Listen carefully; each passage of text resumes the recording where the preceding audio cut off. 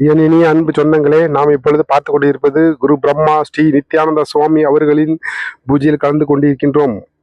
இப்பொழுது குரு அவர்களுக்கு தீபாராதனை காட்டப்படுகிறது. உங்கள் புன்னகை செல்வராஜ் சார்பாக தீபாராதனை காட்டப்படுகிறது. மேலும் படைத்த உணவுகள் அவர்களுக்காக சமைத்த உணவுகளை தீபாராதனை காட்டி பக்த கோடிகளுக்கு அன்னதானம் வழங்கப்பட இருக்கிறது. இது சமயம் இப்பொழுது புஷ்பாஞ்சலி செலுத்த இருக்கின்றோம். பாருங்கள், புஷ்பாஞ்சலி. குரு பிரம்மா ஸ்ரீ நித்யானந்த சுவாமி அவர்கள் பற்றி சொல்ல வேண்டுமெனால், அவர் திருவள்ளூர் மாவட்டம் போலூரில் பிறந்தவர். இவர் ஒரு ஏழை எளிய குடும்பத்தில் பிறந்து பல கஷ்ட நஷ்டங்களை அனுபவித்து இளம் வயதிலேயே தன் தாய்க்கும் தந்தைக்கும் இடையே ஏற்பட்ட பிரச்சனையால் தடித்து வாழ வேண்டிய சூழ்நிலை ஏற்பட்டு பிறகு அவர் தன் உறவினர்களால் அடைக்கலம் செய்யப்பட்டு வாழ்ந்தவர். மேலும் அவர் 5 வயது வரை நன்றாக நடக்க இயலாத ஒரு சூழ்நிலை ஏற்பட்டது. இருந்த போதிலும் மனம் தளராமல் வாழ்ந்து பிறகு ஒரு நல்ல நிலைமை அடைந்து நீண்ட நெடிய ஆயுளுடன் அவர் வாழ்ந்தவர். மக்களுக்காக வாழ்ந்த ஒரு மாமனிதர் ஸ்ரீ நித்யானந்த சுவாமிகள்.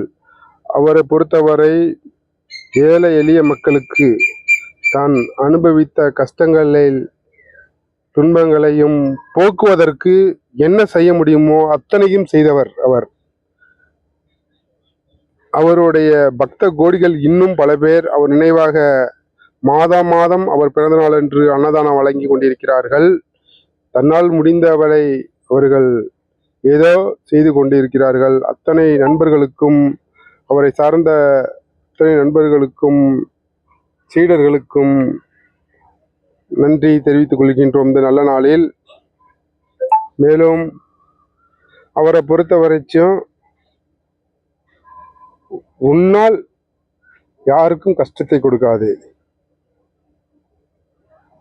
ஒரு நல்லது செய்யவில்லை என்றாலும் அவர்களுக்கு எந்த கெட்டதும் செய்யாது.